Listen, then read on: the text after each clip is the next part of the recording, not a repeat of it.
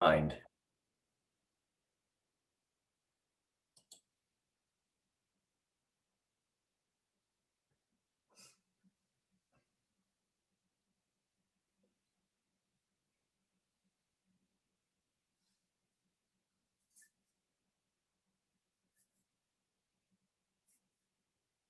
Yeah, the participant count is climbing by the second. So I guess everybody is coming in here at the last minute. So we'll be nice.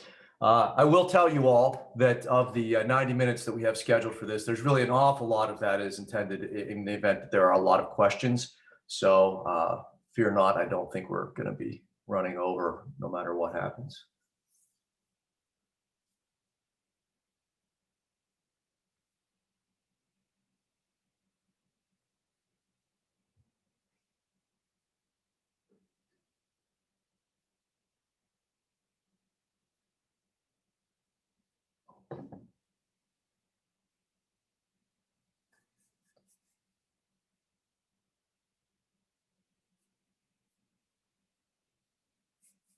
Okay, well, I think we will go ahead and get started right now. So welcome everybody to the Bridges Early User Workshop. I'm John Urbanek. I'm Parallel Computing Scientist at the Pittsburgh Supercomputing Center.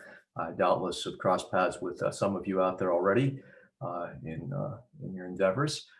We are going to tell you how to use Bridges-2 today, and hopefully in a concise and useful fashion here. First, we'll briefly talk about an overview of the system's history very briefly. Fear not, we're not going to spend a lot of time going into the background of the system. I know that most of you really are most interested in the actual system and its usage, and we're going to jump right into those details and tear through those as quickly as we can. And again, entertain questions anywhere along the way via the chat channel. I think we have too many people here to use audio effectively, but the chat channel is being monitored by a number of PSC people in different areas, so they should be able to answer any questions you have, be they technical or administrative or whatnot. So please don't hesitate to start throwing questions to that channel. I don't think we'll overwhelm it, and even if we do, we're happy to catch up with any of you offline and have point-to-point discussions. So I'm going to talk an awful lot about these specifics of the system configuration and mostly how to use Bridges-2 and how to get support on Bridges-2. But first, I think it is appropriate to give you a little bit of background on exactly what Bridges-2 is for those of you that are coming to us fresh. This is a continuation of what we've been doing here for 33 years at the Pittsburgh Supercomputing Center, which is standing up and deploying machines and making them as friendly and useful to you as possible. So this is not new to us. And for many of you, I'm sure you share some of that history. Bridges-2, the system itself, is, however, very new. It's brand spanking new with a lot of new and leading edge hardware. This is a picture of it as it has just recently been stood up in our machine room. The history of Bridges-2, though, goes back to, at the very least, to Bridges-1 in its ancestry here. We've got a continuation of a lot of the successful projects with the many thousands of users that we have in Bridges-1. Many of you out there right now are coming to us from Bridges-1, and we welcome you. And those of you who are brand new to PSC usage, we're not expecting that you're familiar with our background with Bridges-1 at all, fear not. The difference with Bridges-2 is that we can do more science. It's a much larger capacity machine. It's faster machine. It's got a larger and better storage system. It's got a better AI sector to it. So it's the kind of things we've been doing on Bridges-1, but larger and better. The leadership team comes to us from our background with Bridges-1. We have people in each area. I think it's really important to you, from user support to specific technical areas. And I hope this gives you some assurance that we know what we're doing here, and we will make life as painless to you as possible, even though you're in this early user program and period where we could, just push everything off and say, well, you're early users, but our history with the early user programs has been to enable you to quickly get actual science done during that period. That is our objective here, and our team has been through this before. They're all very experienced people in their relevant areas. Again, should you have any difficulties with support, they're all standing right there behind the frontline support to make sure that things go smoothly. Our target timeline on this was not very much retarded by the COVID situation, although it did push us back a tiny bit, but we're largely on track here to a mid-February start as a production machine. So our early user period, which course, we're just jumping into right now, coincides also with the conclusion of our acceptance testing. So we're going to wrap up everything. And about a month from now, we're going to be starting this as a production machine. As I'll mention later on, that shouldn't have, it should be a seamless transition for you to go from early user to production user. The only difference will be that we'll start charging, which you're not being charged for anything right now. But we've largely marched through this calendar here without major disruptions in what has been a difficult year for many of us. The early user program specifically starts tomorrow at noon. I see a few people in chat. We're anxious to get on right now. I'm glad to see that kind of enthusiasm. But we will enable you to actually log on tomorrow afternoon. It will end on Tuesday, February 9th, when we go into production. There will be no service units charged during this period, so take advantage of it. That is a wonderful opportunity.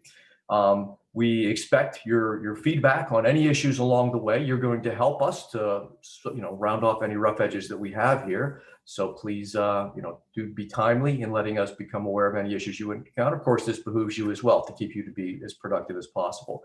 Our goal is to allow you to do real scientific work during this period. At the conclusion, we actually hope that you can give us 1 or 2 slides saying what you've done during this period. So this isn't just kind of kick the tires and see if the machine stays live. This is get work done. And given that you're the only users on a large, powerful machine, it's a fantastic opportunity for you to grab a lot of resources uncontended. In the final week of the EUP, we'll have a short survey to see how we did. It is really short. It's not a lot of overhead to complete. And afterwards, there will be a transition to production. The only thing that you should notice is that charging will be turned on, so there won't be any shifting required for you or file moving or anything like that. As I've said, Bridges-2 builds on Bridges-1. Everything's just larger and faster and better in every way we could make it. And we'll step through these particulars in from the perspective of how you use them as we go along here. But briefly, as a preview of that, we have newer and much faster processors with the epics that we have here as the base core processors. Our AI sector is larger and faster. Our storage sector is much larger and much faster than it previously was. So these are all good things that shouldn't be difficult for you to access that new capability. It should be mostly, again, transparent to you. The basic machine overview sums up pretty nicely like this, is that we have a variety of different nodes. And again, we're going to walk through the node types for you because this is something that you'll want to know how to access and use effectively. So we're going to go through this in more detail in a few more slides. But the general schematic of the machine looks like this, is that we have a much faster and more powerful and more friendly in some ways interconnect, connecting a variety of different useful node types. The main ones that you'll care about will be the regular and large memory and extreme memory nodes for doing traditional computing, CPU-based computing, our GPU nodes for doing GPU-based computing, our storage file system, which has various components to it. And again, we'll step through these in a little more detail here, but everything from tape all the way through spinning disks to flash in one unified file system. And then there are the special types of nodes that you don't think about a whole lot that are important, the login nodes, which are apparent to you, but also things like data transfer nodes to enable us to move data onto and off of the machine in the background and very quickly. Database nodes and web server nodes for those of you that are doing things that require dedicated special nodes like that. So all these pieces are present. They were present to lesser degrees in Bridges-1, so it's not an entirely revolutionary kind of architecture there, the schematic level that is. But at the node level, there is a lot of new and different stuff. The regular memory and the large memory nodes we're most excited about because they have these epic processors in them, the 7742s.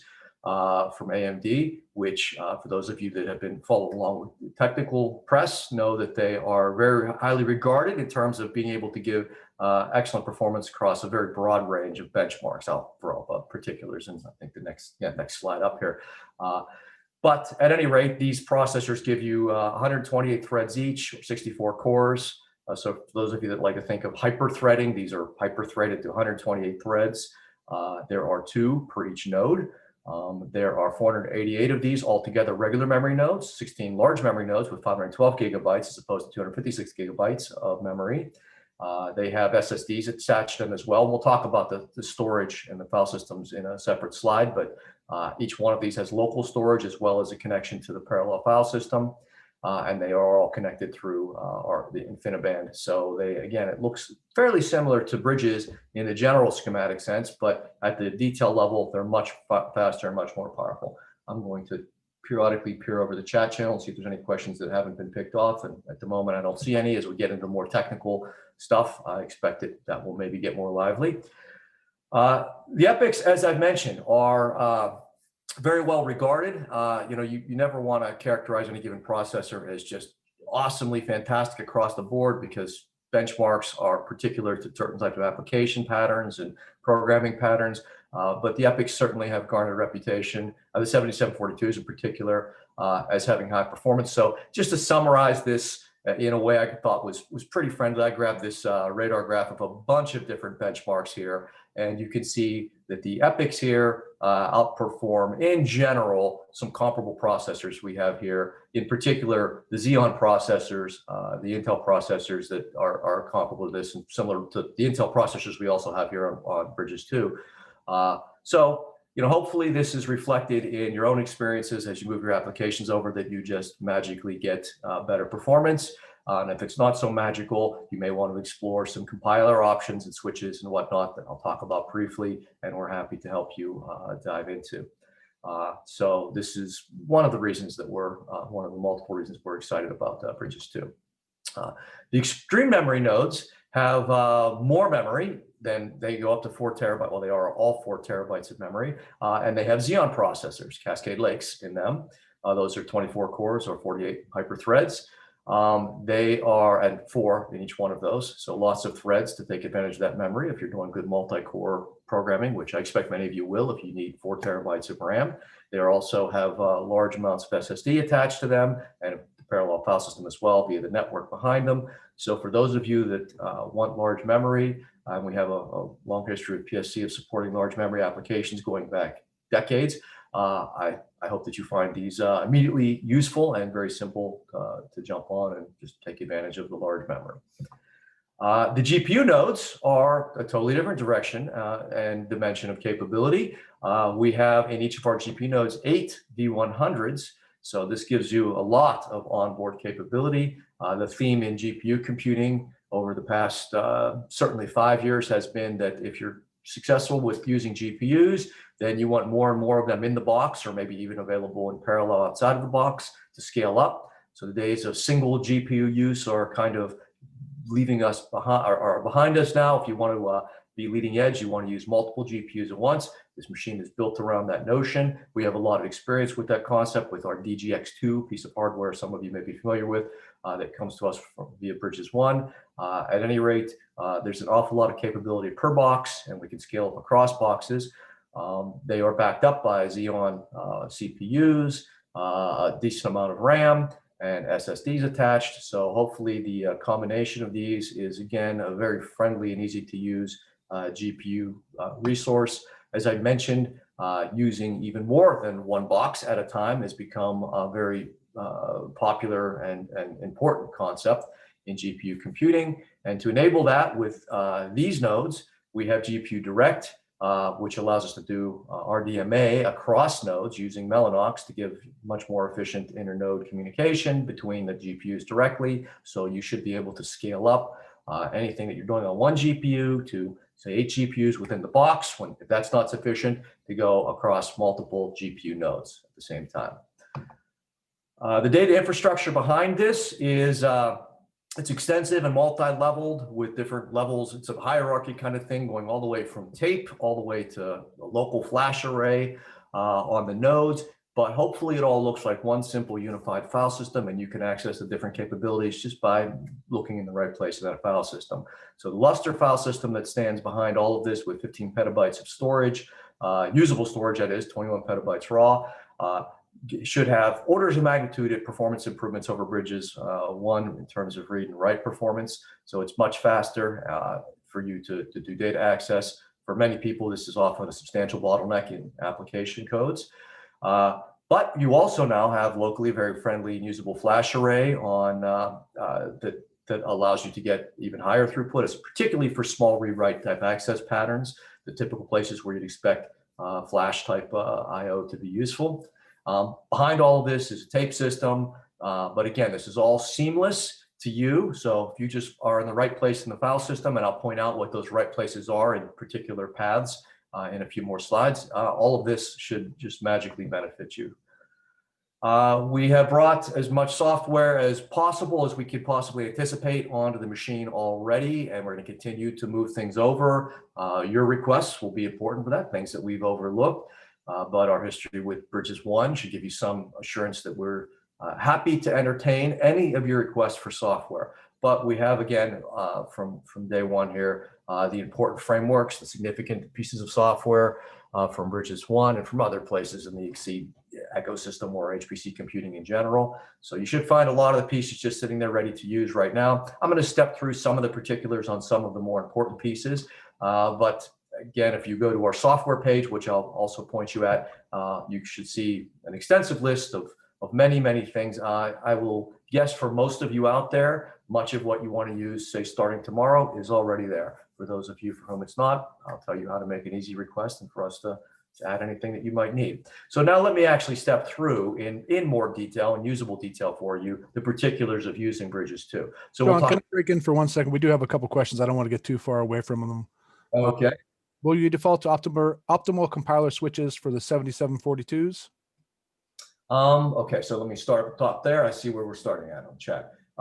We are not going to, no, so for compilers, there's no real smart way for us to default switches. So no, you're going to be given the generic compilers. I'll talk about those a little bit, but you're going to be giving the generic compilers. So it's up to you to find the optimal switches. So as with any compiling and computing environment that I've ever been in. So for example, you might probably, if you know nothing about what you're doing, if you start out with -03, so you're getting a little ahead of me here, but I'm going to let that happen. So I was planning on talking about this a little bit further down the road, but I'll pick off these questions now out of order as well. So again, as I was saying, for the compilers, for example, we have multiple compilers available. If you decide that you want to use the AMD compiler, you might start out with -03 to say, let this code run fast as easily as possible. And then you might find that you have suspicions that you could squeeze more performance out of it, at which point you dive into particular compiler switches. This is a kind of the normal process for any processor and any compiler combination in any environment. So we can't pick a bunch of smart default switches for you because we don't know what those are for any given application. I will tell you that, fear not, it's not like the AMD processors are some completely new and novel and exotic beast.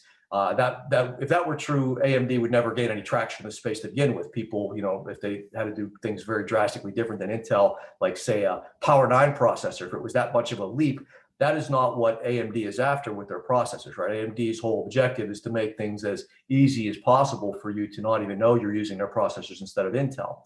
These days, now that they have the lead a little bit, maybe they're a little bit less motivated to do that. But traditionally, AMD does not want to make it too much of a gap between using an Intel processor and using an AMD processor. So we're not going to do anything special in the background to try to force some set of compiler switches beyond the defaults that when you fire up the compiler.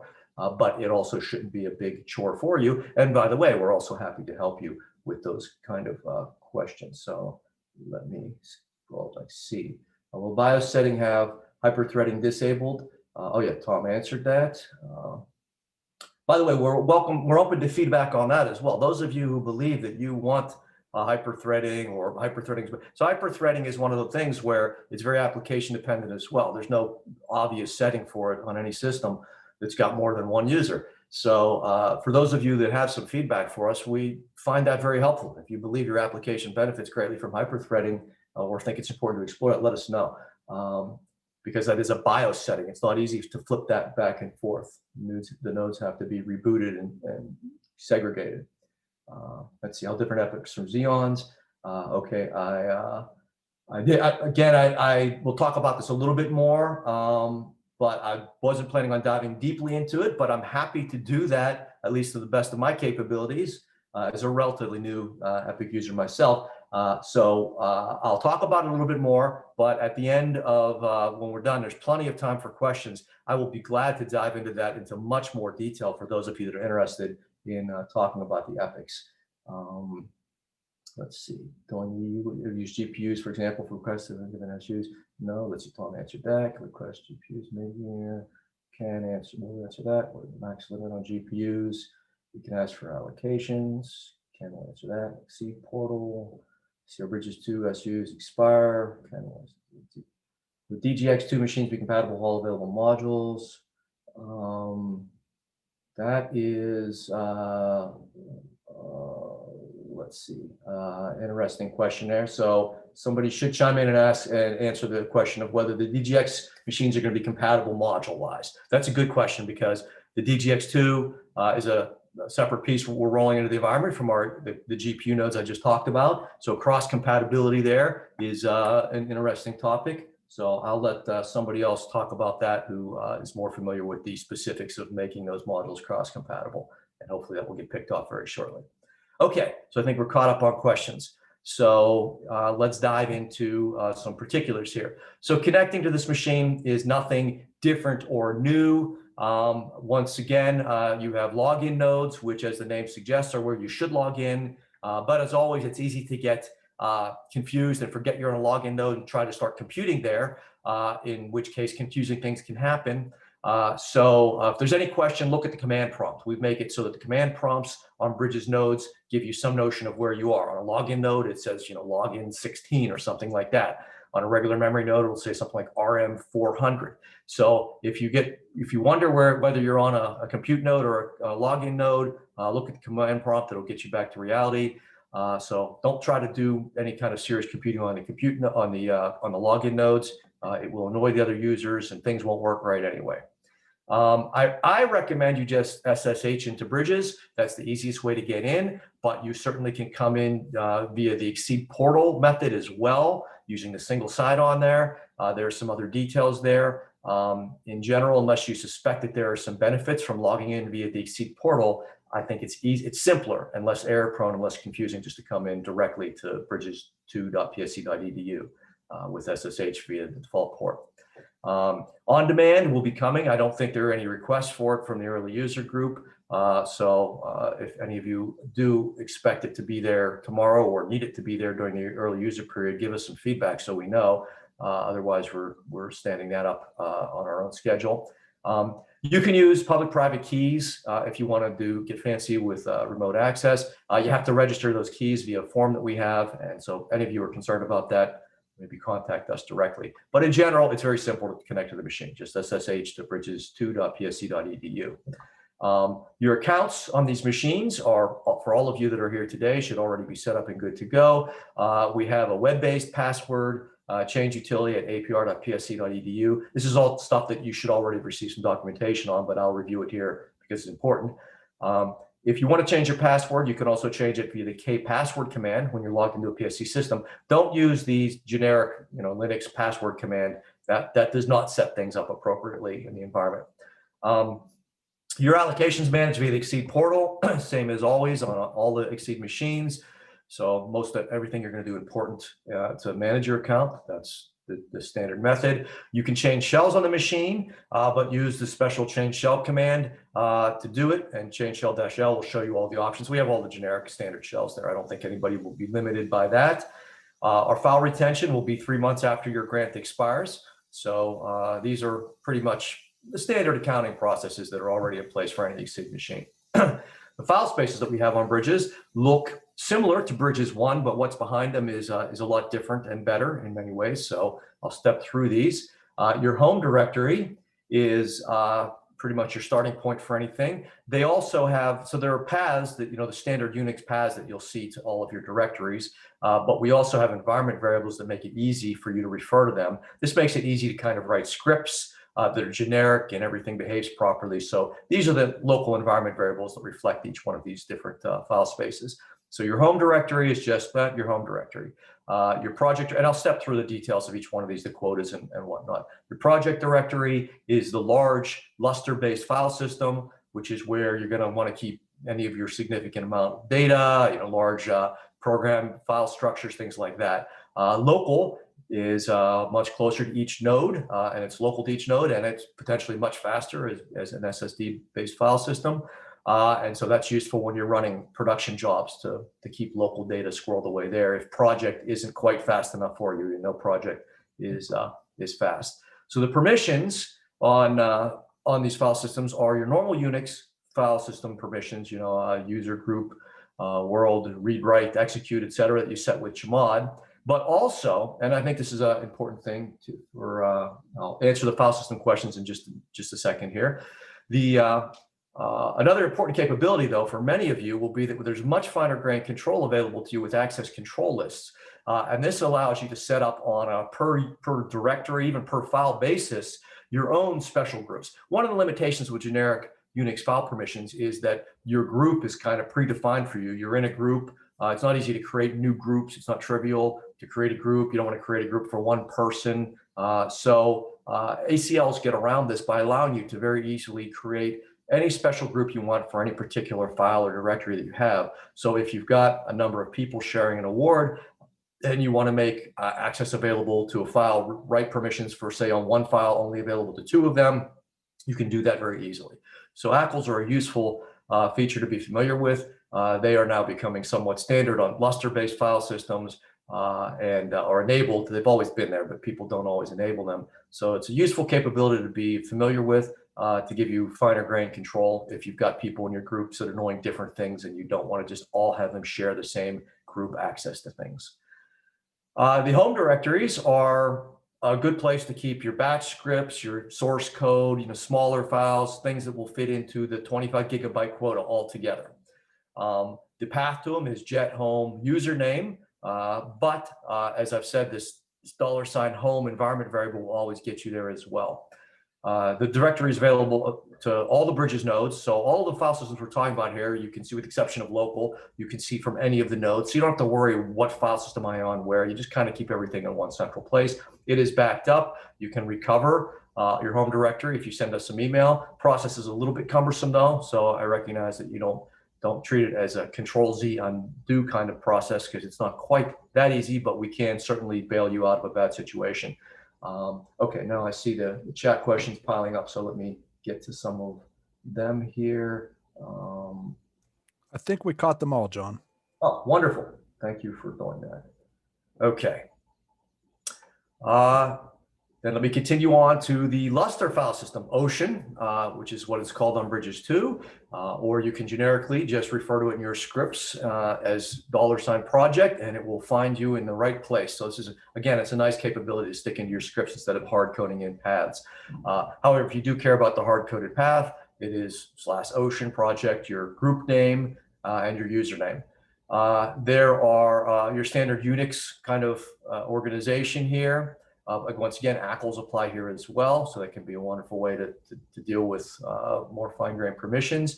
And if you have more than one grant, so this is something to be aware of, many of you will eventually proceed on to have more than one grant. I don't know if anybody does starting out, but you will have, if you have more than one grant, this is where when a grant expires, and we've said we only retain files for some 3-month period after a grant expires, you have to pay a little bit of attention here to make sure that an expiring award, if you've got a bunch of data squirreled away there, that you move it to the right place.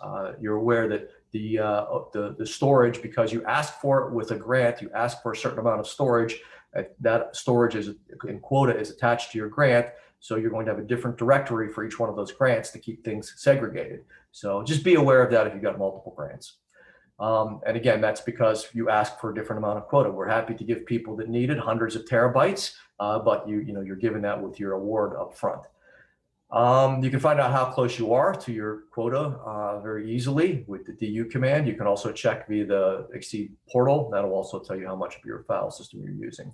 But again, if you have multiple grants, be aware of the fact that you've got multiple directories that can come and go as the awards come and go. As I mentioned, we have a local file system which will give you potentially even higher performance. So if you're running a job where during the process of that job, you are going to do a lot of, say, small I/O access, reading and writing lots of small amounts of data, it can be very efficient to use the local file systems, which are backed up by which are SSDs basically behind the scenes, to give you that very high interactive access capability. So it's easy to use. It's just in your job script using $local, and it will find that local file system space. However, because it is transient, it comes and goes with your jobs, be aware of the fact you shouldn't be storing permanent data in local. When your job is done, local goes away. It's given to the next user to move into those nodes.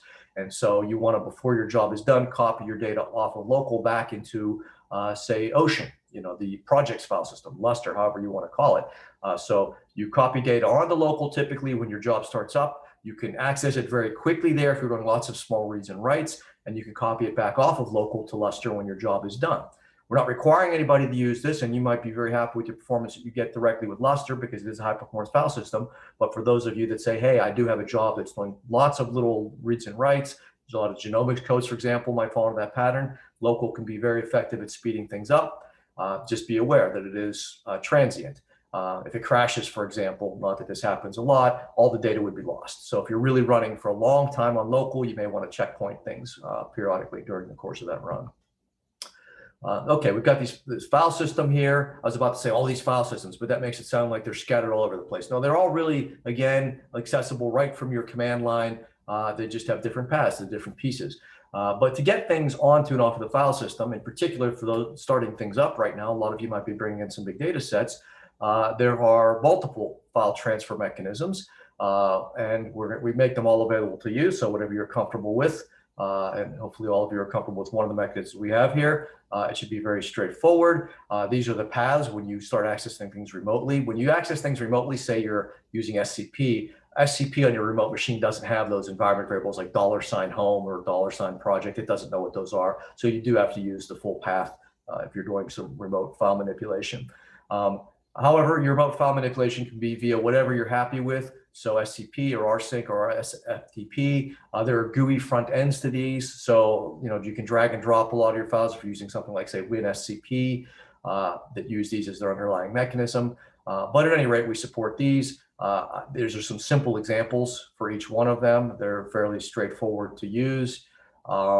And they will prompt you for your password at the obvious place, or you can embed your password if you want to be fancy. There's all kinds of things you can do, but the simplest thing to do is just maybe SCP, and you just give the names of your files, and boom, files move over. If you've got large complex structures, you might want to rsync things. At any rate, these are the standard mechanisms you'll find to move files between any normal file systems. The one thing that is different here is that we recommend that your target, your endpoint, strongly recommend that your target and endpoint be one of the data transfer nodes on Bridges.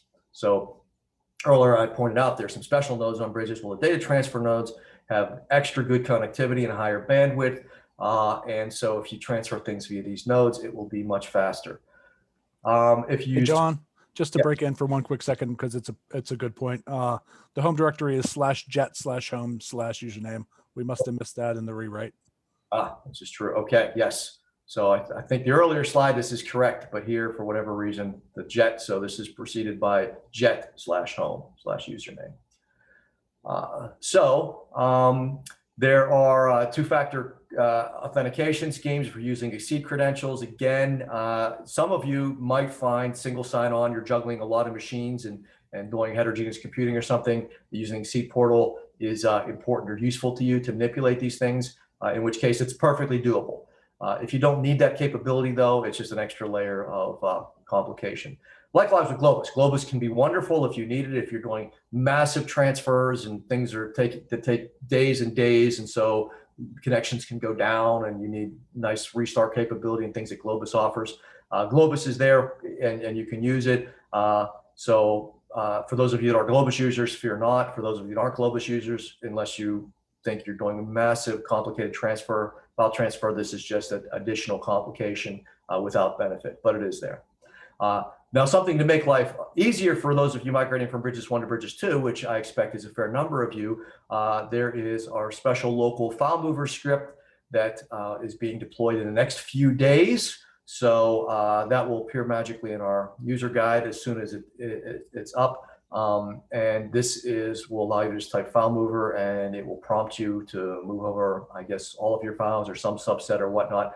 I haven't used it yet myself, but I am told it is an enhancement to just friendly migration of all of your data from Bridges-1 to Bridges-2. And again, that'll appear in the next couple of days. The software environment on Bridges-2 is managed via modules. Again, this is fairly common to most modern big machines, and certainly to Bridges-1. It's a nice way to make sure that all of the paths and environment variables that you need for any particular software package just magically appear with one command, and that command is module. So if you type module load software, where software is the package you want, that'll set up the whole environment for you. If you want to check and see if there's a module for the software, you can spider around all of the installed modules by saying module spider and say FFTW. So if you want to use the FFTW library, for example, you could say module spider FFTW, and that will pull up all of the versions of FFTW that are available. Because again, one of the things that modules allows us to do is easily support many different versions of software. Most of our popular packages have multiple versions, and people are concerned about which particular version they need for compatibility reasons or performance reasons or whatever. And so you can look at all the versions that are installed, then you can load the particular version that you care about. You can also ask for help on a particular software module if you want to see dependencies it has, etc. But in general, this is just like Bridges-1. And we've already installed what we think are the highest priority modules. So most of you, everything should be there. Anything that's not, if you notify us, we will make it happen immediately. The programming environment is, again, similar to Bridges-1 and most other modern machines. We support all the compilers that we think are relevant and important here, including the AMD specific ones for the EPYC processors. And that is the AOCC suite, the AMD Optimizing C++ Compiler Suite. So you might see it referred to as AOCC. Behind the scenes, this is actually a LLVM Clang evolution. It's a separate fork, but it really, for practical purposes, is very similar. Intel compilers, the GNU compilers, and the PGI compilers. So they're all there, and they all have their own niches and performance optimization specialties. Yeah, well, I don't have time to jump into all of those specifics now, but I'd be glad to, again, to go into detail about any of these. They're easy to use, straightforward to use. So this is a nice little chart here. Again, all of this information is available on the software page as well. So you don't have to take notes or screen caps right here. The compilers for C, C++, and Fortran are all very straightforward to use with any one of these compilers. First, you load the module, and then all of these compilers will be available to you. The best documentation for the compilers, and this also goes back to the question someone was asking earlier about what are the good default flags to use for optimization. The best place is always the official user guide for each compiler, which is immense but detailed and comprehensive. So we have a link from the software page to their user guides, although quick Google usually gets you right there to say the Intel user guide. So that's the documentation. If you really care about particulars of, say, which compiler switches should I be investigating to get a little optimization, or why is the GNU compiler not, why is some command, some macro in the GNU compiler unavailable when I used it in the PGI compiler? All of those questions are best answered from the user guides from each one of them. But I will point out that the AOC compilers are built on LLVM Clang, and the Clang compiler has always made an effort to be very, very GNU compatible. So they share almost all of the exact same flags. So if you're comfortable with GNU, or if you have some optimization, or if you have some script that uses or makefile or CMakeFile that uses GNU, all of those switches should be compatible with Clang, because again, that's always been their philosophy, and hence just magically compatible with AOCC, or the AMD specific version of Clang. Okay, if you're using, I'll talk very quickly here about the particulars for those of you that are using, well, a particular programming paradigm like multi-threaded programming with OpenMP. So if you're using OpenMP, or if your makefiles are, so for a lot of you, this may just simply be a capability that you care about because your makefile says, hey, do you want to enable multi-threading? And you do that via OpenMP. These are specific compiler switches, and for various historical reasons, they of course differ between compilers. So it's trivial though to switch between them, and your CMake files or whatever already probably recognize this. So for Intel, it's -Q OpenMP, QO OpenMP. For GNU, it's -F OpenMP. For PGI, it's -MP. So very straightforward, nothing new in particular to Bridges. MPI versions are all the common ones you're likely to want to come across. Majorly the MPA-VICH derived ones and the OpenMP derived ones are available on Bridges. And so they're, I think our next slide, no, I don't have another slide with the matrix of all of these like we have on the software page. But basically, depending on which compiler you want and which MPI version you want, it's very straightforward to set that up by just loading the correct module. So when you are using MPI, you want to load the module for the compiler environment you want to use. So say you want to use the GNU compiler, load the GNU module. Then you want to load the MPI variant that you want to use. So you want to use OpenMPI, then you load the OpenMPI module, and now you're good to go. And for most of you, that will mean when you use the appropriate MPI wrapper, which is normally MPI CC, for example, for the C wrapper, although with Intel, it's MPI ICC, just to be different.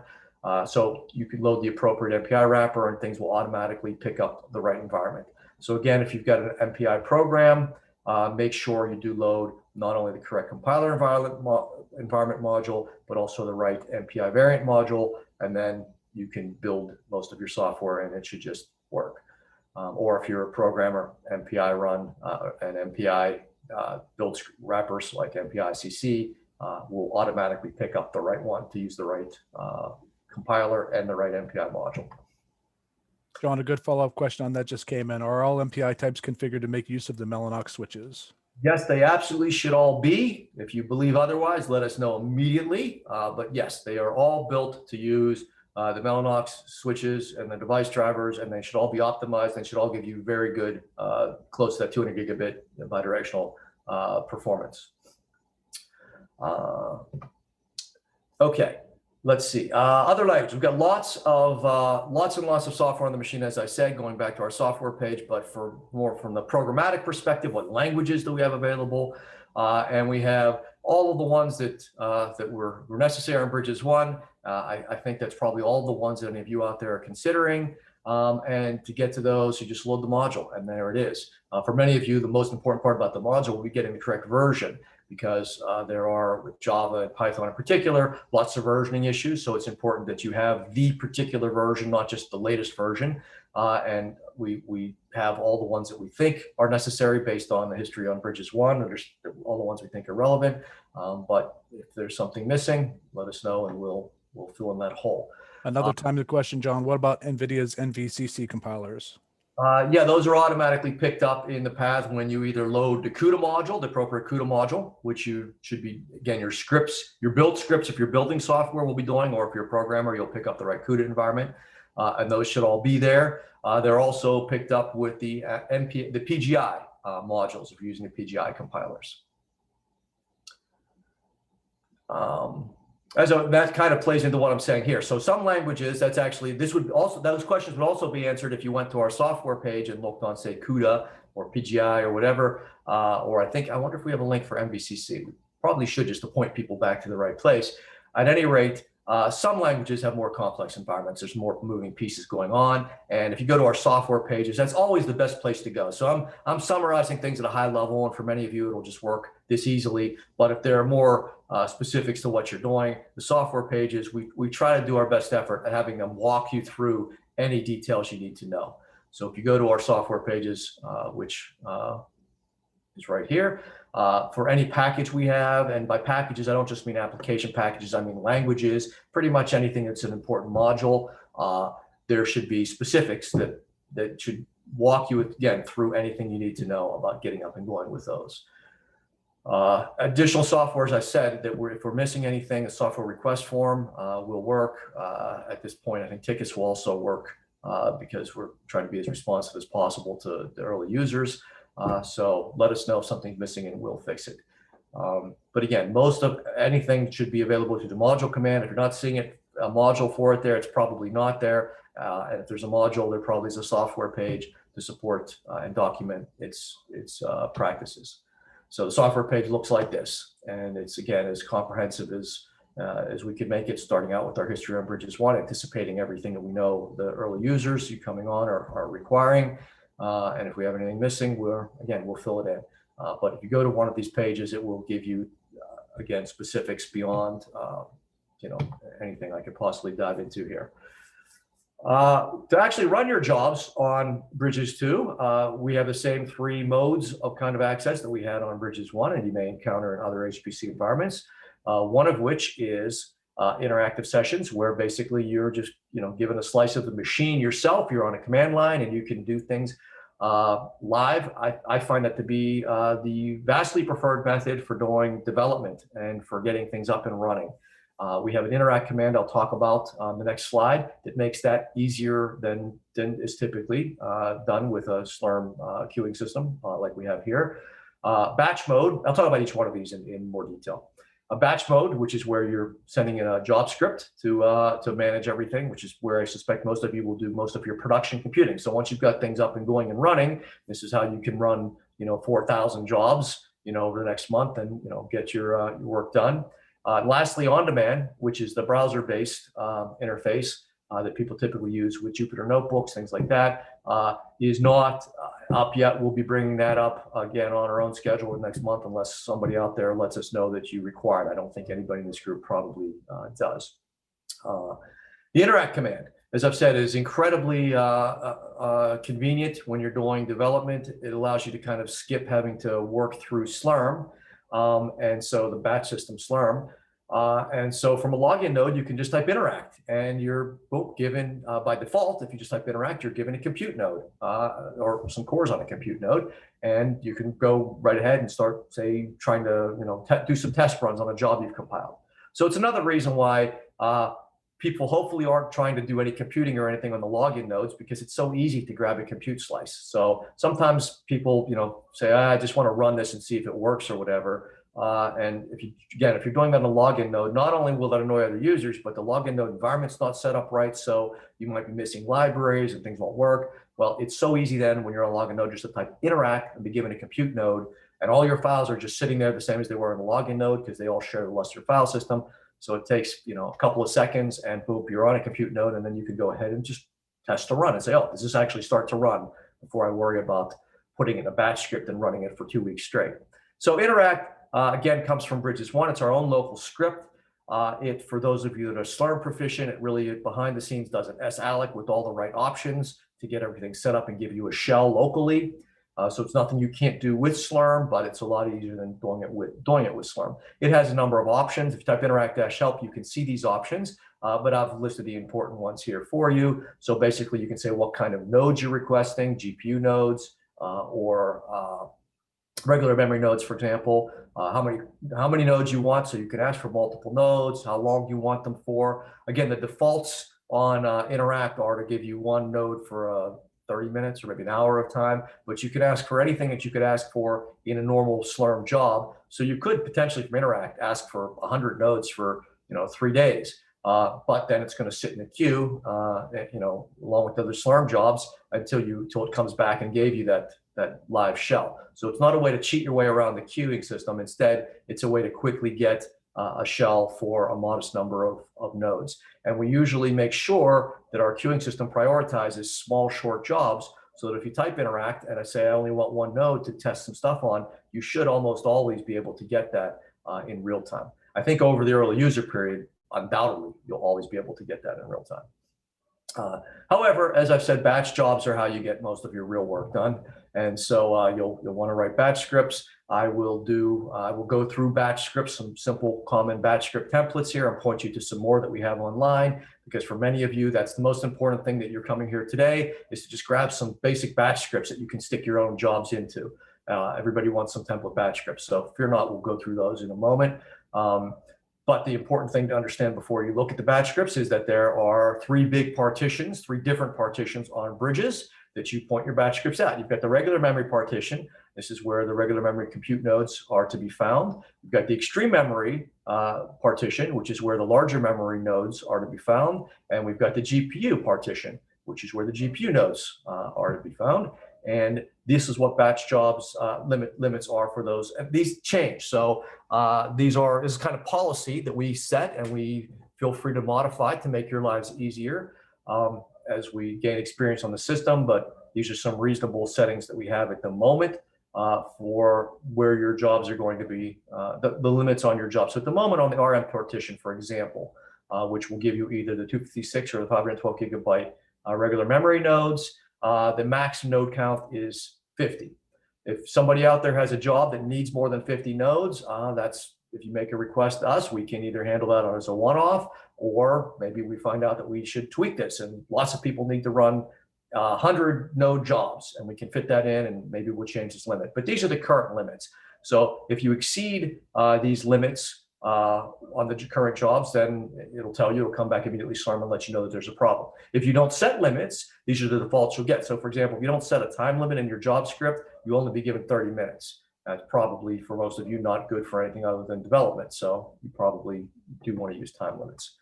For the large memory partition, these are the limits that we have there. And for the GPU partition, these are the limits that we have there. And again, these are dynamic. We can change those. They'll be set on the user guide. They'll tell you what they are at any given point in time. Slurm is there not just to get in your way, but to hopefully enable you to be able to run 1,000 jobs and walk away and know that they're going to run correctly and reliably, and maybe send you an email when they're done, and maybe move things into the right file systems. So the batch system, when it's used appropriately, is a powerful tool for workflow tool, really, not just a way to keep all of you from wanting to kill each other for getting in each other's way. The only commands you really, if you're new to Slurm, the only commands you really need to know to navigate your way around is sbatch to submit jobs, sq to take a look at what's running currently, in particular your own jobs, and occasionally if you screw something up and you want to cancel a job that's sitting in the queue, scancel. So for many of you, that's all you'll ever need to know about the batch system. However, Slurm has lots and lots and lots more commands. So if you care, you can go to our user guide will point you back at the Slurm official documentation. These are probably the options that are important to many of you, and the only options that are important. You point a job at a particular partition, meaning that you ask for GPU nodes or regular memory nodes. That tells it what part of the machine it's going to run on. You have to tell the job how much time it requires, maximum amount of time. So this is the cutoff. And if it exceeds this amount of time, the job will stop. If you use less than that amount of time, that's fine. You're not charged by what you ask for. You're only charged by what you use. So this should always be a conservative number.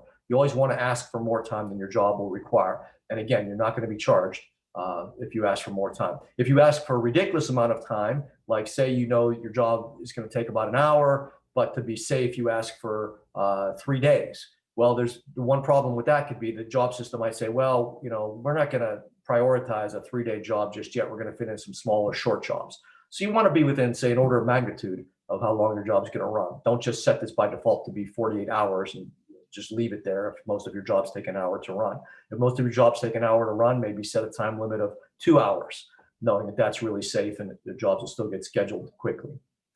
The number of nodes that you need, this is optional if you want to say where your output should go. Otherwise, it'll come back. It'll automatically name the output file as slurm.o and some number that's the job number. But you can specifically direct your output to go back to some particular place. The number of tasks per node. So this is how many cores on each node you're asking for. By default, maybe you want to ask for all the cores on each node that you're using to use all those resources. GPUs, number of GPUs and the type of GPUs that you're requesting. So your choices are 1 to 8 because we have 1 to 8 GPUs on each one of those nodes. And if you've got multiple accounts you're juggling, this is the account ID. Again, for this next month, maybe you don't care at all because you're not being charged. And if you've got one account, you don't care because it'll go to the default account. But if you've got multiple accounts, this is how you can charge a particular job to a particular account. So again, for many of you here today, this is the most interesting content, which is some sample job scripts. This is also, of course, available on in our user guide because we recognize for many people, this is all they really want to get up and going on any particular HPC platform.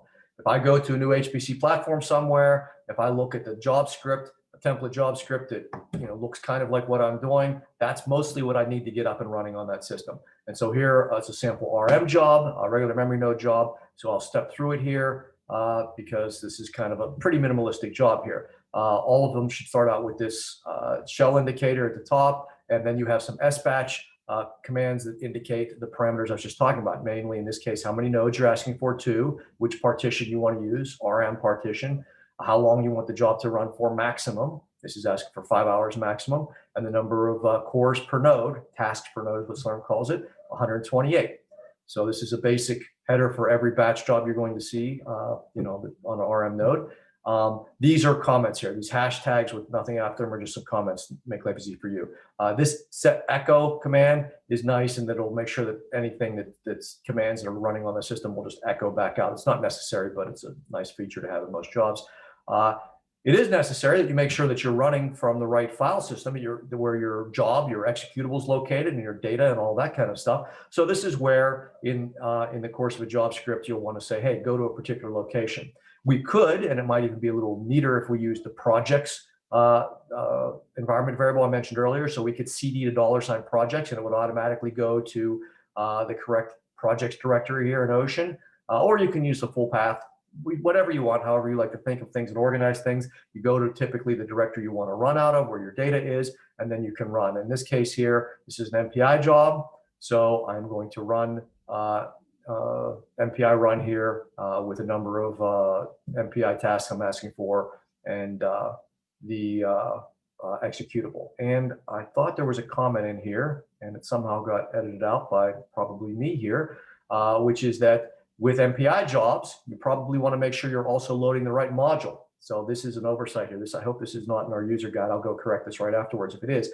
You want to make sure for MPI jobs you're loading the right modules, the same ones you use to compile and build your MPI. As I've said, we've got every version of MPI, and people care about that. So if we're using OpenMPI, I would want to module load the OpenMPI module here before I try to run an OpenMPI-based job, to make sure that I've got the same environment at runtime that I had when I built things. So, okay, this is a shared job. So for those of you that are running a lot of smaller jobs, you're doing, say, a parameter search, and you really have a bunch of one-core jobs, and you run many, many thousands of those through the system.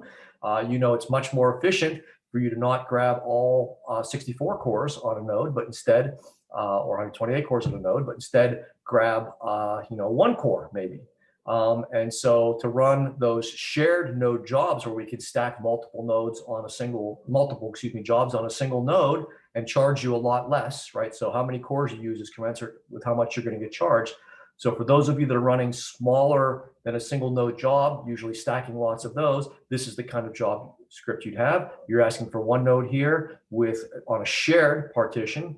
And well, this one's asking for 64 tasks per node. So for a shared job, it might be more appropriate to ask for, say, one node might be more common thing, or two, or excuse me, one task or two tasks.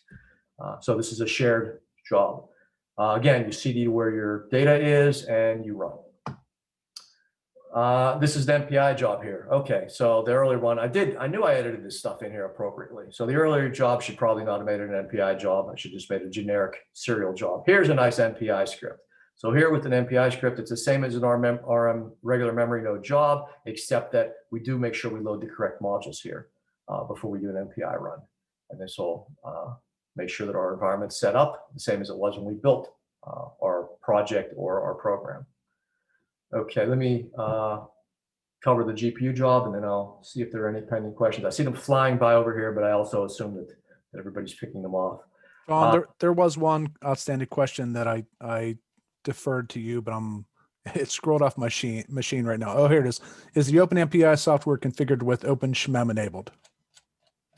Yeah, by default, OpenSHMEM is enabled in, I think, pretty much any MPI build these days. So yes, that's true. I'd be surprised if I haven't tested that, but I'd be surprised if it wasn't the case. So yeah. Okay, where was I? Sample GPU jobs.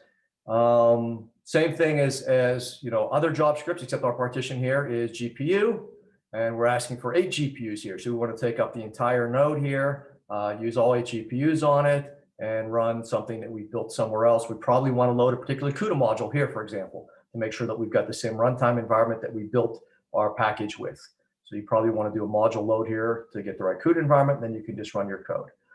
Or maybe that's already, maybe you're using TensorFlow, so you want to load the right TensorFlow environment, make sure it's got all those files. So whatever you're doing is you probably want to use the same module that you used to build your package with. So those are some sample jobs.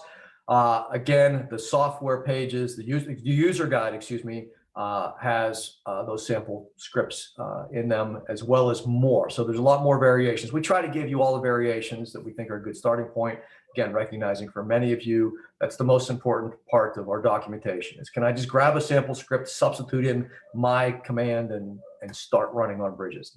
The answer is yes, you can. But again, Slurm exists as an aid to you, not just an obstacle getting in your way. And so if we didn't have Slurm, you'd all be stepping on each other's toes and you'd all hate each other. So we put Slurm in, and then you can hate on us instead for not setting all the policies right, having it be too limiting or this or that. And we respond to your feedback. And so let us know if, for example, you think that we need more small nodes because there's just not enough nodes available for debugging or something like that. We try to be proactive and notice these patterns ourselves in advance, but we're always looking for your feedback. Again, the specifics as to what queues all of these things go into behind the scenes. For those of you that are proficient with Slurm, you can go and look and see that yourself, but we try to make it transparent for users. You shouldn't have to worry about whether there's short or long queues, and hopefully we've set things up that the jobs just keep flowing. And if you've got very specific or demanding requirements, we can take reservations where we'll set aside a big chunk of the machine at a particular point in time, and you own it. That's expensive because you're paying for every one of those core hours on the clock in real time, but sometimes it's necessary.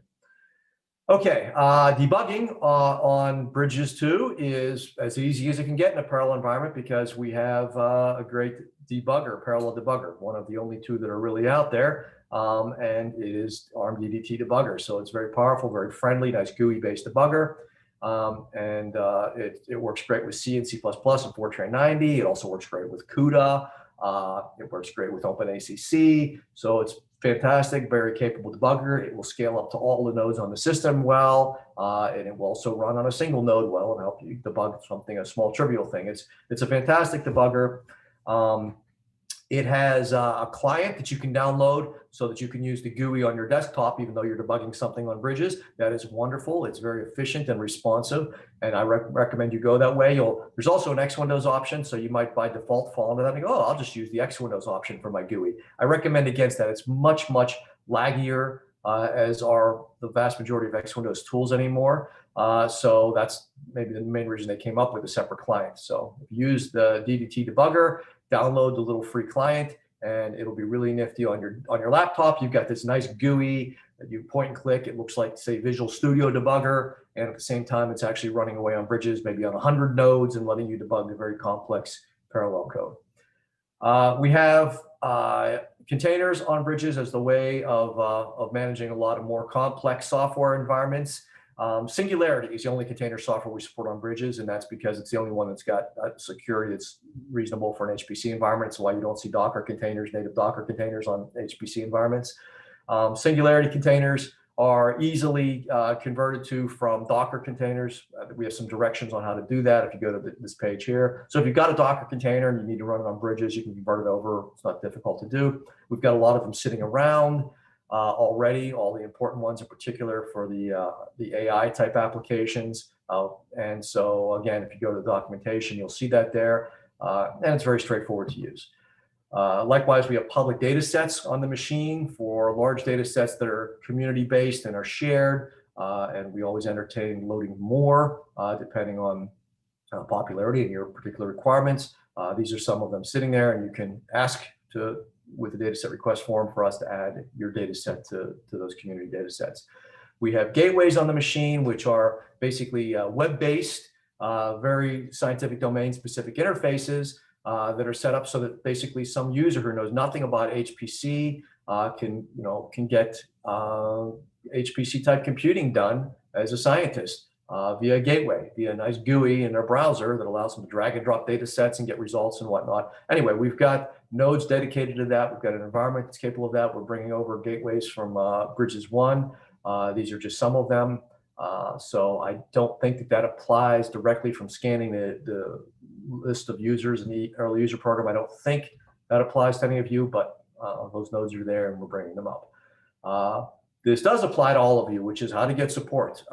And if you report a problem to help at psc.edu, you will get back a response in the next business day at the latest. And we try to be more responsive than that. So our help is never a black hole under any circumstances, certainly not during the early user program. So please don't be shy about using it. Don't think that it's, I'm going to send something into help and 2 weeks later, somebody might get back to you. We take great pride in our responsiveness. But it helps us in our reply back to you instead of just having to, our first reply back to you is often, hey, you didn't tell us enough to say anything useful. If you want to make sure our reply back to you might just immediately solve your problem, please do include as much information as possible. Here's a brief checklist of the kind of things that are helpful to include. If you give us a lot of information, we can very often one-shot your question, solve your problem, and boom, you're off and running. Saves us a dialogue going back and forth. We also have something new that we're bringing up along with Bridges-2 to our support model, which is office hours. We're going to have staff have standing office hours, staff with specialties in different domains. And so you can just drop in, it'll probably be via Zoom, and chat with them about issues that you have or concerns or whatever on your particular domain that you share with those staff experts. Logistics are being determined right now. And so we should very shortly be posting some useful information about that. But lastly, our webpage is the starting point for any support you need from us. Not only all the documentation I've referred to thus far, as well as our help information and other information. So you shouldn't hesitate to go to psc.edu as a starting point for any information you have, and you should be able to very quickly find what you need. In particular, under resources, Bridges-2, you'll find the user guide right there. That's my starting point when I have a question about what are we doing on Bridges-2 or what are we telling people to do on Bridges-2. Okay, with that, I am done and happy to, let's see, I'll ask Tom, are there any pending questions for me, or you guys successfully been picking them all off? Good timing, John. Just this last one, will AMD staff or AMD experts be available to discuss how to get optimal performance from their processors? I am not aware of any particular arrangements being made right now to do that. Well, so the short answer is no. Right now, we don't have any immediate plans for that. However, I will point out, and somewhere on my slides as I was whipping through them, I had a mention. I don't think I actually mentioned it myself, that we do OpenMP workshops, for example, which is where it's a multi-threaded workshop. We're doing one tomorrow, as a matter of fact, but it won't be based on, it'll be the last one on Bridges-1. So we won't be using the EPYC processors on Bridges-2. Not that those workshops are super platform specific to begin with, but our OpenMP workshops, we dive into that to some degree, but maybe not the degree you want if you're really concerned about AMD specific optimization. I will say, if you send us particular questions that you have focused on what you're doing to our helpline, we can channel those to the right place. And if that requires us to go back to our vendor, HPE, and potentially to AMD, those questions can make their way back there. I don't want to make any promises on how responsive that will be, though, if it's got to go through those channels, but you will get an answer. So maybe the best thing to say is send your question and we'll see what we can do with it if you've got a very specific optimization question. For general optimization help, I'd say your best bet is to go back to general sources on the interwebs where there's lots of stuff posted. I mean, AMD is certainly very interested in helping people use their processors well. So they have a number of tutorials out there. I've been using mostly, I prefer written documentation myself. So I've gone through all the optimization guides myself and I found no lack of those. So I have acquired plenty of trivia just by looking at the official documents online from AMD. And along that way, I've noticed lots and lots of tutorials and workshops and things like that people post. But maybe, like I said, if you got a specific question about your particular application, particular performance pattern, if you go through our ticketing system, it will probably end up in my lap, and I will be glad to make sure that we find some effective channel. Let's see. So way to request a full node other than ask for 128 tasks. That is, yeah, if you ask for N1, one node, it will give you that, because by default, you'll be given not the shared partition, you'll be given a regular, okay, well, Tom answered that. Let's see, you're part of English user groups. Okay, so Serge answered, yeah, we can certainly follow up with AMD. John Waltham with something. Yeah, Tom answered that. Okay, I think we're caught up on all the questions then. We're going to hang out here and answer more, so please keep your questions coming. But I just want to make sure that there's not an opportunity for me to pick off a backlog question. I concur that all questions in chat to this point have been answered. Okay, well, that's why we've scheduled this to go for an additional 20 minutes. My estimate was pretty good then. So that's all in particular I wanted to talk about, but we'll hang out here and answer questions as long as it takes. Or This is a good one for you to address to everyone, John, the latest question. Speed difference of software compiled on home versus project. Okay, well, not compiled. It doesn't matter where you compile your software. It's going to compile with roughly the same speed. But where you run is where this matters. So there will be differences. Well, maybe you are asking about compiled, whether you should compile in home or you should compile in project. It's really not going to make that much of a difference there. I mean, if you really home is SSD based, so maybe home is the best place to compile. If you've got a kind of job that takes 2 hours to compile, then yeah, maybe home is a slightly better place to compile. But maybe you mean actually run, and in which case, when you're running, you want to run things by default in project because it's large and it's parallel, and so the parallel nodes that you're running on will access it in parallel much more efficiently. And if you don't believe that that's fast enough, then if you use local, that will use local SSDs, or if you use yeah. So home is faster, but more limited at 25 gigabytes. I guess that's the simplest thing to say. Sum it up. I don't want to confuse people by going into needless detail.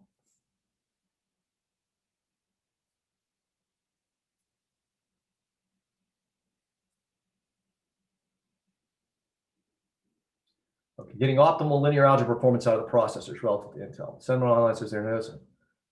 Okay, well that Sentiment Online is first of all variable and somewhat misinformed in many respects on many things. For linear algebra, the main difference between, and I had this in the slides, again, I was trying to keep things moving there, but let me go back to that slide. The main difference between the AMD and the Intel processors is,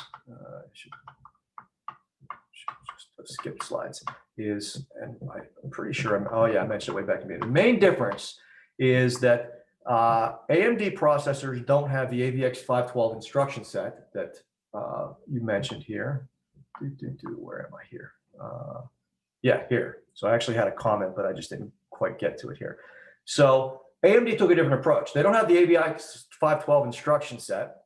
Then again, most Intel processors do not, and it's implemented wildly differently on all different Intel processors, but all of our HPC ones always have had the 512 instruction set since it's become available. So AMD instead chose to double the speed, focus on doubling the speed of AVX2. So in general, that's the reason why you see graphs like this, where the AMD processors are faster in general than the Intel processors. However, let's look at this graph right here. You notice what's the one exception in this graph here, where the Intel processors look like they're faster? It's MKL right here. The Intel proprietary Intel math library is very much concerned with linear algebra routines right here. So this is the one spike we see right here, which is that MKL runs much faster on Intel processors. That shouldn't surprise anybody. Again, it's the Intel specific libraries. So Intel has made sure that MKL uses the AVX512 instruction set very, very effectively, and it does. So meanwhile, the AMD processors don't use the AVX512 instruction set at all. So this one peak right here is the reason why there's a lot of controversy about the relative performance of the two. So if you use MKL linear algebra things compiled with the AVX512 instruction options, then the Intel processors look like they outperform the AMD processors. If you do not, and instead you forgo the AVX512 instruction set, then the AMD processors generally perform different. So I'm glad I included this in here. So this is the source of again of that discussion about whether linear algebra or BLAST libraries or LAPACK or whatever perform better on Intel. And the answer is, if you use MKL and use the AVX512 switch, the answer is yes, the Intel processors are going to have a tremendous advantage. But if you don't, and instead use AVX2 or any other type vectorization, then that difference isn't there. So, and I'll be happy to go into any individual discussions about your application. So basically, if you find that your make file uses the -AVX512 switch, make sure you're not using that when you build here or anywhere where you don't have AVX512. Let's see.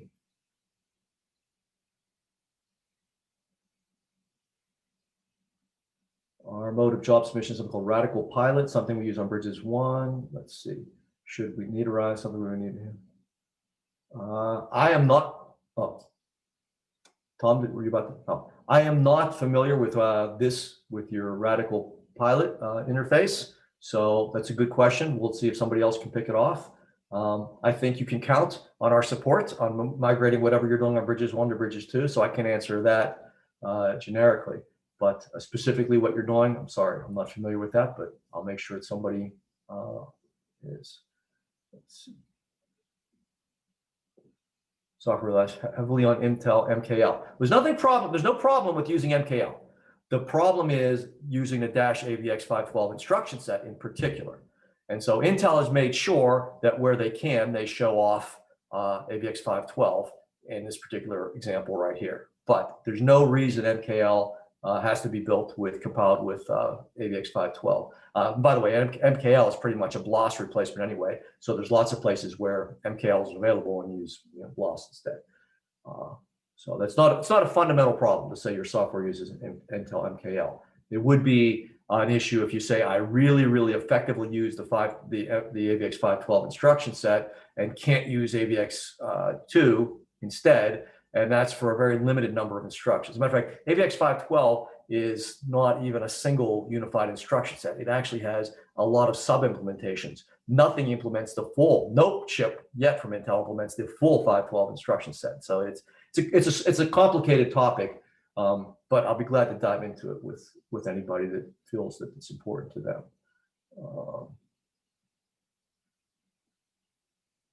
Okay, and at which point I think we're caught up.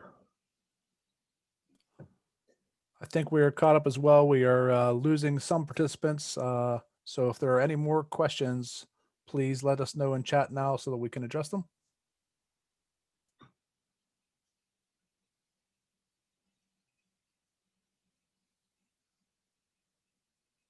Yeah, thank you all for coming and your attention.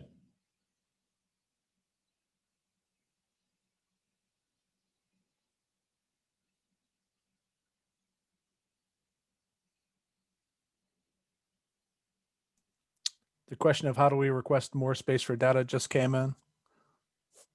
I was hoping one of you would answer that since the normal process. I can certainly answer that. So that's basically tied to your allocation. So if you need more space in projects, your PI, or if you are the PI, you should ask for a supplement through the allocation process if you need more space.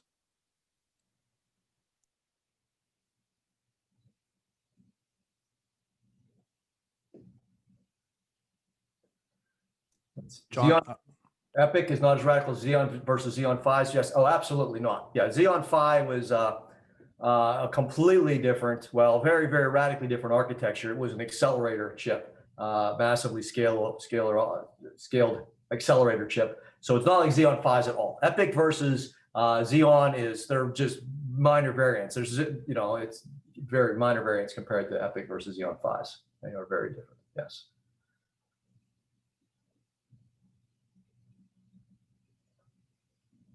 And thank you for the positive feedback.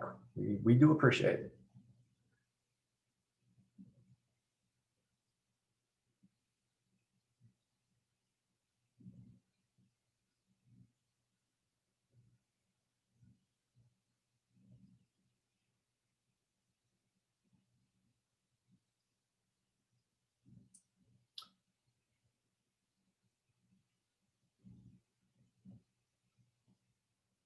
I'm sure Tom will pick it up, but we do have a lamps person, so we'll have no problem answering that question for you.